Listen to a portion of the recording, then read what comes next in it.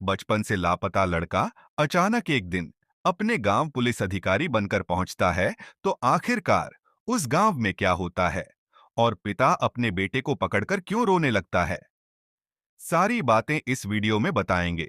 लेकिन उससे पहले आप लोगों से छोटी सी रिक्वेस्ट है कि अगर आप लोगों ने अभी तक सीटीआर एक्सप्लेन को सब्सक्राइब नहीं किए हैं, तो अवश्य कर ले।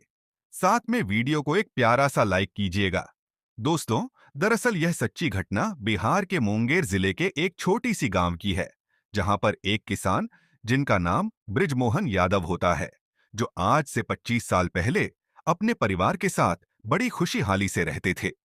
जिनके परिवार में 4 लड़के और 2 लड़की थीं। दरअसल इस कहानी की घटना की शुरुआत आज से करीब 25 साल पहले से शुरू हो गई थी, जब एक दिन ब्रिजमोहन और उनकी पत्नी मीणा खेतों में काम कर रहे होते हैं कि तभी उनका छोटा बेटा राजेश यादव की तबीयत अचानक खराब हो जाती है, जिसका उम्र करीब 8 वर्ष की थी, जिसे ब्रिजमोहन गांव के छोटे से अस्पताल में इलाज के लिए लेकर जाते हैं। परंतु डॉक्टर के अनुसार राजेश की बड़ी बीमारी होने के कारण उसे शहर के अस्पताल लेकर जाना होगा। ब्रिजमोहन अगले ही दिन सुबह की ट्रेन पकड़कर अपने छोटे बेटे राजेश के इलाज के लिए पटना निकल जाते हैं। उस समय पटना एक बहुत बड़ी शहर होती थी, और आज भी है दोस्तों। जैसे ही ब्रिजमोहन पटना रेलवे स्टेशन पर अपने बेटे राजेश को लेकर उतरते हैं, जहां लोगों की काफी भीड़ होती है, वही ब्रिजमोहन की एक हाथ में अस्पताल की कागज होती है, तो वहीं दूसरी हाथ में ब्रिजमोहन अपने बेटे राजेश के हाथ कसकर पकड़े होते हैं कि कहीं राजेश की हाथ उनके हाथ से छूट न जाए। दिन के करीब 3 बज रहे थे और स्टेशन पर काफी भीड़ थी, और ब्रिजमोहन को अचानक पेशाब लग जाती है। तभी ब्रिजमोहन अपने बेटे राजेश को स्टेशन पर बैठने वाली सीट पर बैठाकर उसके हाथों में डॉक्टरी वाली कागज को सौंप देते हैं और राजेश को समझाते हैं कि जब तक मैं पेशाब करके नहीं लौटता, तब तक तुम कहीं मत जाना। राजेश अपने पिता के बात सुनकर हाँ में जवाब दे देता है। ब्रिजमोहन अपने बेटे को स्टेशन के सीट पर अकेला छोड़कर पेशाब करने चले जाते हैं कि तभी अचानक इधर कुछ लोग आते हैं और राजेश को जबरदस्ती उठाकर लेकर चले जाते हैं। आपको बता दें कि आज से 25 साल पहले ऐसे बच्चों को चुराते थे, जिन्हें लोग धरकोसा के नाम से बुलाते थे। यह लोग उस समय काफी शातिर होते थे, जो बच्चे को चुराकर उसके किडनी और कुछ महत्वपूर्ण अंग को डॉक्टर के द्वारा निकाल लेते थे। ठीक वैसे ही ब्रिजमोहन के बेटा को धरकोसा ही उठाकर ले गए थे, जिसे शहर के सबसे बड़े प्राइवेट हॉस्पिटल राजेश को धरकोसा बेच देते हैं, जहां पर क्राइम जैसे कामों का अंजाम दिया जाता था। डॉक्टर के द्वारा छोटे बच्चों के किडनी निकालकर विदेश में बड़े दामों पर बेचा जाता था। उसी हॉस्पिटल वाले ने ब्रिजमोहन के बेटा राजेश को खरीदते हैं, ताकि उसके भी किडनी निकालकर वे लोग विदेश भेजना और बेचना चाहते थे। इधर ब्रिजमोहन जब पेशाब करने के बाद वापस से स्टेशन के सीट पर पहुंचते हैं, तो देखते हैं कि उनका बेटा वहां से गायब हो चुका है। ब्रिजमोहन उसे पूरे स्टेशन पर, यहां तक कि शहर के बहुत से जगह पर पागलों की तरह ढूंढते हैं, लेकिन ब्रिजमोहन का बेटा उसे कहीं भी नहीं मिलता है। अंत में ब्रिजमोहन निराश होकर अपने घर वापस चले जाते हैं। इस खबर को सुनकर कि राजेश शहर में खो गया है, तो पूरे परिवार रोने लगता है। राजेश के प्रति राजेश की मां और पिता, ब्रिजमोहन और पूरा परिवार चिंतित होने के कारण पूरा बीमार हो जाते हैं।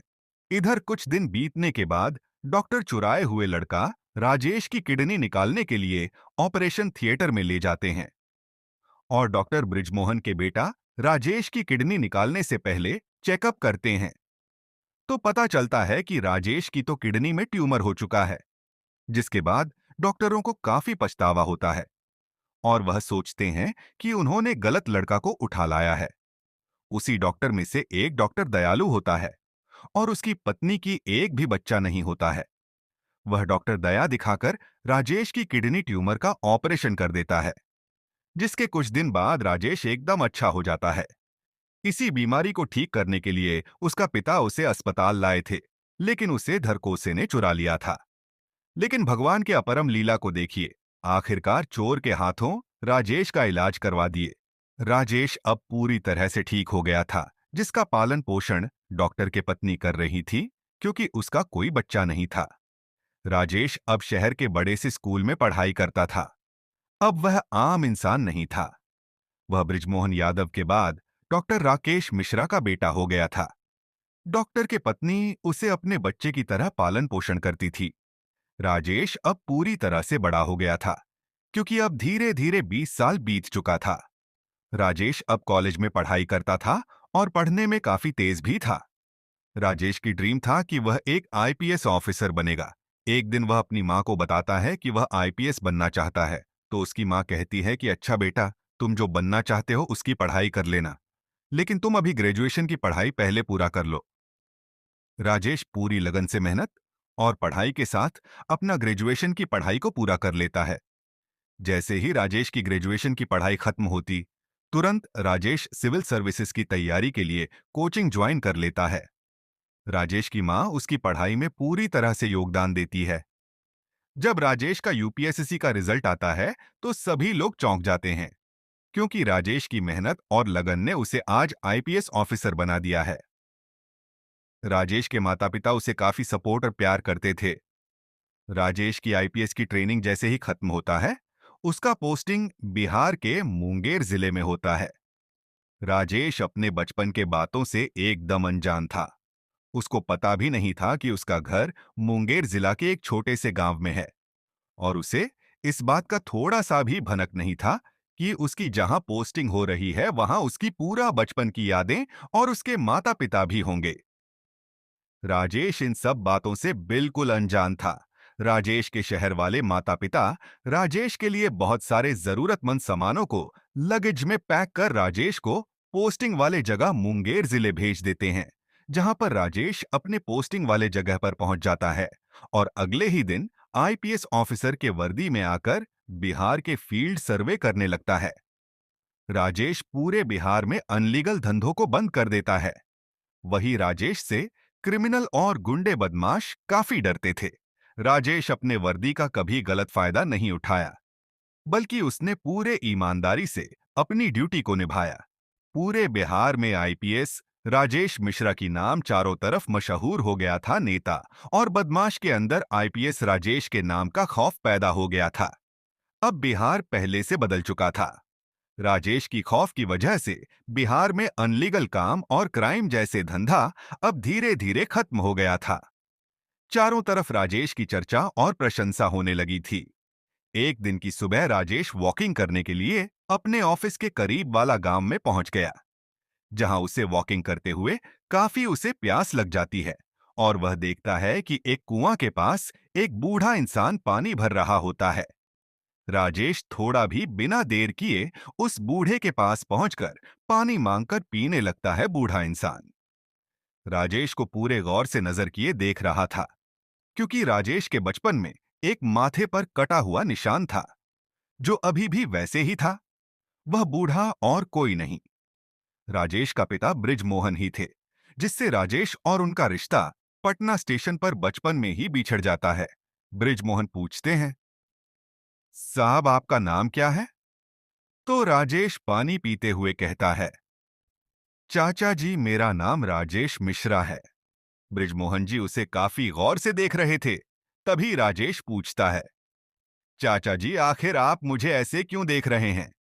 ब्रजमोहन जी जवाब देते हुए कहते हैं कि मेरा एक बेटा था जो बचपन में पटना रेलवे स्टेशन पर खो गया था, जिसका माथे पर कटा हुआ निशान था। ठीक तुम्हारे माथे पर भी वही निशान है। बृजमोहन जी पूछते हैं कि वैसे तुमने अपना नाम क्या बताया? राजेश जवाब देते हुए कहता है कि मेरा नाम राजेश मिश्रा है और मैं पटना के मूल निवासी हूं। तभी राजेश वहां से अपना ऑफिस चला जाता है। बृजमोहन भी अपने घर चले जाते हैं। कुछ दिन बीतने के बाद राजेश को ऐसा लगता है कि उस गांव को वह पहले से जानता हो। वह अपने बचपन के यादों में सपना भी देखता है। उसे लगता है कि उसका बचपन उसी गांव में बीती हो। वह छुट्टी पर पटना जब अपने घर जाता है तो अपने माता पिता से पूछता है कि मैं आपका कोख से जन्मा बेटा हूं ना? तभी उसे उसके माता पिता उससे कैसे पाए होते हैं। सारी बातें बताते हैं, जिसके बाद राजेश रोने लगता है और तुरंत अगले ही दिन मुंगेर जिला सुबह के ट्रेन से पहुंच जाता है और उस कुआं के पास जाकर ब्रिजमोहन जी का इंतजार करने लगता है कि कब वह पानी भरने आएंगे, क्योंकि राजेश सब जान गया था कि बूढ़ा इंसान यानी ब्रिजमोहन ही उसके असली बाप है। उस दिन ब्रिजमोहन जी पानी भरने कुएं पर नहीं आते हैं। उधर राजेश निराश होकर ऑफिस में चला जाता है और सोचता है कि हे भगवान, कब मेरे माता पिता से मिलाएंगे। राजेश अभी उलझन में पूरी तरह से फंस चुका था और काफी दुखी भी था। अगले दिन जैसे ही सुबह होता है, राजेश फिर से कुआं के पास पहुंच जाता है और ब्रिजमोहन का इंतजार करने लगता है। उस दिन ब्रिजमोहन पानी भरने आते हैं, तो राजेश को फिर से देखकर उन्हें भी राजेश की बचपना उन्हें याद आने लगती है। तभी उनके पास राजेश जाता है और कहता है कि मैं वही आपका राजेश हूं जिसे आप पटना की स्टेशन पर छोड़कर आए थे। ब्रिजमोहन यह बात सुनकर राजेश को गले लगाकर रोने लगते हैं, जिसके बाद ब्रिजमोहन राजेश को अपने घर लेकर जाता है और सबको बताते हैं कि उनका बेटा राजेश वापस फिर से मिल गया है। जिसके बाद राजेश का पूरा परिवार उसे देखकर चौंक जाता है और राजेश की मां तो उसे पकड़कर रोने लगती है और पूरे गांव में यह बात आग की तरह फैल जाता है कि आईपीएस राजेश ही ब्रिजमोहन का छोटा बेटा है।